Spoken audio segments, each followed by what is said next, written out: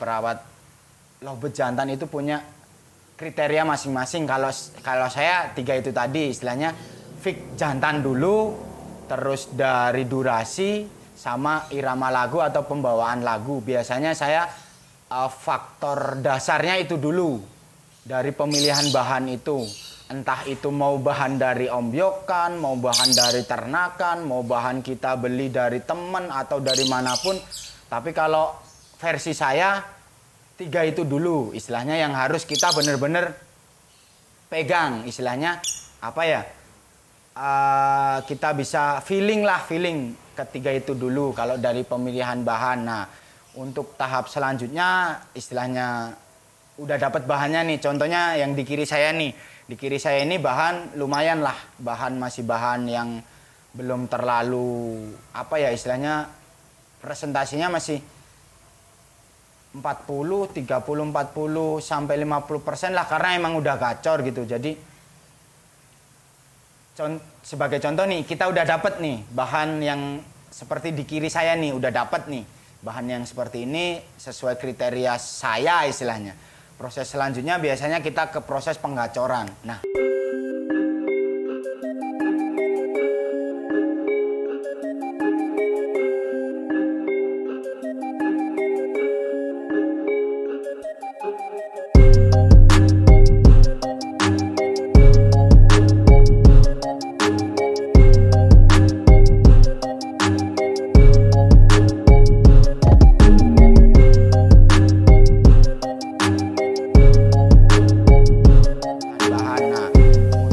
selanjutnya istilahnya udah dapat bahannya nih, contohnya yang di kiri saya nih. Di kiri saya ini bahan lumayan lah, masih bahan yang belum terlalu apa ya istilahnya, presentasinya masih 40, 30, 40 sampai 50% lah, karena emang udah gacor gitu. Jadi sebagai contoh nih, kita udah dapet nih bahan yang seperti di kiri saya nih, udah dapet nih bahan yang seperti ini sesuai kriteria saya istilahnya. Proses selanjutnya biasanya kita ke proses penggacoran. Nah, proses penggacoran itu biasanya awal datang istilahnya, awal datang burung kita take over atau kita ambil dari tempat manapun.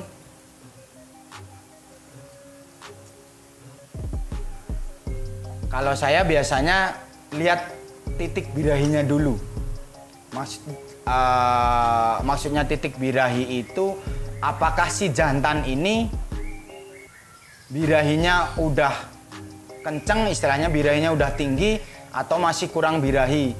Karena ada beberapa tipikal jantan khususnya apa ya, ada 2 tipe sih kalau menurut saya. Bahan jantan itu kadang ada yang gampang ngeluarin birahinya, ada beberapa karakter jantan yang susah istilahnya apa ya, birahinya itu susah keluar gitu. Jadi kita harus untuk melangkah ke istilahnya apa ya, proses selanjutnya penggacoran itu harus benar-benar paham di titik birahi si burung yang mau kita rawat istilahnya. Titik birahi bahan jantan ini seberapa istilahnya, seberapa itu apakah emang dia birahinya udah birahi banget atau masih kurang birahi. Nah biasanya kalau saya ini kita ngomongin yang istilahnya udah terlalu birahi aja, udah istilahnya birahinya udah ada ngereceknya, birahinya udah birahi kawin kan, banyak yang bilang birahi kawin kan gitu. Biasanya saya kalau itu saya turunin dulu teman-teman. Jadi proses penggacoran itu bukan langsung begitu burung datang langsung kasih pakan kenceng, jemur kenceng. Kalau saya nggak setuju seperti itu, tapi kita lihat titik birahi si burung tersebut istilahnya. Kalau emang dia birahinya udah tinggi, nih saya gambarkan aja birahi burung lovebird itu dari 5 aja biar enak kan. Burung jantan itu birahi 5 sampai di titik 10. Nah, birahi bahan yang kita dapat itu udah di titik 9 istilahnya. Berarti kan birahinya udah terlalu tinggi tuh teman-teman, harus kita turunin dulu kalau saya. Jadi saya turunin biar istilahnya birahinya nggak larinya ke birahi kawin. Jadi ya minimal birahinya kalau kita pakai presentase angka ya 6 atau 7 itu udah pas gitu. Tapi itu kan birahi yang terlalu tinggi nih, dapatnya udah birahi 9. Kita turunin dulu. Nah, caranya nurunin biar istilahnya burung ini apa ya, proses penggacoran kan bener-bener harus di konten-konten saya sebelumnya mungkin yang ngikutin konten Joki Gelisah kan, saya nggak setuju ada istilah jebol birahi, saya nggak setuju ada istilah jebol-jebol apa itu. Yang saya alamin selama ini tetap di titik birahi yang balance, istilahnya birahi yang pas antara birahi kawin sama birahi bunyi. Maksudnya birahinya itu pas, jadi burung itu gacor gitu. Jadi titiknya ya 6-7 lah. Berarti kita harus turunin kan. Kita turunin apakah emang perlu pakai mandi malam, terus pakannya polos dulu, istilahnya kan seperti itu. Terus dari pengaturan EF, dari pengaturan jemur kan gitu kalau bahan yang terlalu birahi. Nah, kalau bahan yang kurang birahi, istilahnya kita dapat nih bahan jantan, kita rasa nih burung ini kok birahinya belum ada. Nah, biasanya kalau saya langsung saya genjot tuh pakai pakan kenceng, dan kebetulan saya pakainya pakan Arka nih teman-teman. Insya Allah buat dongkrak atau buat naikin birahi, buat gacorin burung, insya Allah pakan Arka ini udah apa ya istilahnya terbukti. Dan udah saya pun bahan-bahan di markas Arka ini semua pakai pakan Arka yang emang birahinya perlu diapin istilahnya gitu kan. Insya Allah dengan pakan Arka ini sampai ke titik ngunci pun beberapa burung konslet di markas Arka juga pakainya pakan Arka gitu teman-teman. Nanti istilahnya bisa kontak langsung kalau pengen nyobain nih pakan Arka ini, ada nomor yang udah tertera di sini, atau bisa langsung kontak di Facebooknya Arka SF Banten kan. Kalau saya pakainya pakan ini, tapi ya itu mah terserah teman-teman semua kan gitu. Kita naikin nih teman-teman, kita naikin dengan pakan kenceng, yaitu tadi sedikit demi sedikit istilahnya, jangan sampai bener-bener birahinya langsung srep naik banget gitu, tetap di birahi yang pas kan gitu. Nah, sesudah istilahnya kita paham nih, kita udah mengenali ya, paling enggak 3 hari sampai seminggu lah kita amatin tuh burung tuh titik birahinya itu di mana kan. Nah, barulah ke tahap istilahnya proses perawatan atau penempatan atau penggacoran itu banyak teman-teman. Banyak istilahnya proses penggacoran jantan. Maksudnya metodenya itu banyak. Contoh aja teman-teman yang saya terapin di markas Arka ini. Burung kalau bahasa saya direndeng, istilahnya direndeng itu kita jejer-jejer tapi jantan semua. Jadi ada beberapa baris gitu, 3-3-3 atau 4-4-4 atau lebih bagus, tapi jantan semua. Setiap harinya non krodong kita rendeng, kita jadiin satu di situ, jantan semua. Terus pagi mulai keluar, istilahnya mulai kita mandikan atau kasih cepuk. Biasanya kalau saya kasih cepuk gede semua biar mandi sendiri. Terus proses jemur biasanya kalau di Serang ini 2 jam 3 jam lah penjemurannya. Tapi nanti teman-teman kan daerahnya masing-masing istilahnya tingkat panas atau waktu penjemurannya tergantung di daerah teman-teman masing-masing istilahnya. Tetap kalau dari awal saya prosesnya dari yang terkecil dulu teman-teman, karena seumpamanya nih saya garap istilahnya garap burung di Lampung gitu kan. Saya belum tahu nih kondisi panas di sana seperti apa istilahnya.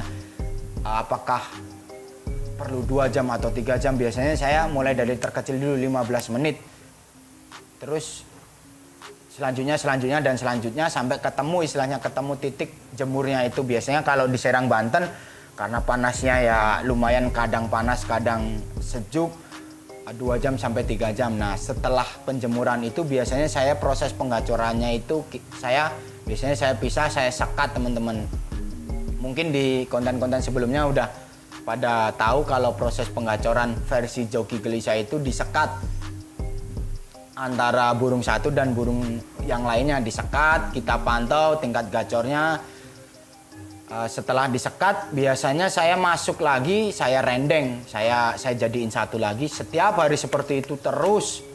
Itu salah satu proses pengacoran di markas Arka. Tapi sebenarnya ada lagi teman-teman yang proses pengacorannya istilahnya habis kita rendeng, kita jemur juga rendeng, kita pisahnya sendirikan, istilahnya sendirikan itu cari ruangan sendiri. Ada beberapa burung di sini juga seperti itu ada. Terus ada yang istilahnya kita kerodong juga ada teman-teman. Jadi banyak metode penggacoran lobet jantan itu banyak banget teman-teman. Ada yang sekat, ada yang disendirikan, ada yang di full kerodong. Jadi tergantung gimana nanti kita pemahaman karakter ke burung. Istilahnya pemahaman karakter ke burung itu perubahan. Maksudnya kalau kita sekat nih seminggu gimana nih perubahannya, apakah grafiknya semakin naik, apakah malah turun kan gitu. Jadi tetap kita harus mantau terus. Proses penggacoran itu benar-benar sangat menurut saya sangat penting sih teman-teman. Karena kadang di titik proses penggacoran itu karena kita terburu-buru terus asal kita langsung masuk ke proses selanjutnya. Proses selanjutnya biasanya penjodohan. Kita terburu-buru, burung malah drop. Jadi benar-benar harus kita pantau proses penggacoran itu dari titik 0 gacor sampai benar-benar sampai yang ke gacor-cor sampai ke bocor sampai bisa ke istilahnya bahasa sekarang dobelan. Itu harus benar-benar kita pantau dan itu makan waktu ya paling kalau kita konsisten lah paling cepet, ini bukan paling lama ya, paling cepet kita bisa mengetahui perubahannya itu 2 bulan 3 bulan. Itu kalau kita perawatannya konsisten teman-teman. Maksudnya konsisten itu ya kita setiap hari seperti itu, kita nikmatin aja prosesnya setiap hari seperti itu. Jangan diganti-ganti dari porsi pakan, dari porsi penjemuran, istilahnya tetap kita pertahankan titik birahi yang pas itu kan. Kalau emang udah enak ya 3 bulan lah paling cepet loh teman-teman, paling cepet 3 bulan, tapi bisa lebih, bisa sampai 6 bulan, bisa sampai tahunan, tergantung dari bakat lagi, istilahnya dari bakat si burung, pemilihan materi lagi, pemilihan bahan yang bener-bener matang kan gitu. Terus setelah proses penggacoran, nah masuk ke proses penjodohan. Nah biasanya nih teman-teman nih, proses penjodohan itu paling menurut saya benar-benar kunci kita meroses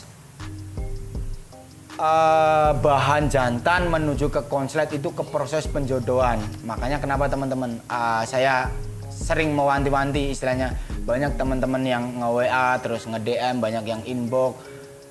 Proses penjodohan itu istilahnya gagal itu dijodohin malah burungnya nggak tambah gacor malah drop, dan saya pun kadang beberapa kali mengalami seperti itu. Jadi benar-benar penjodohan itu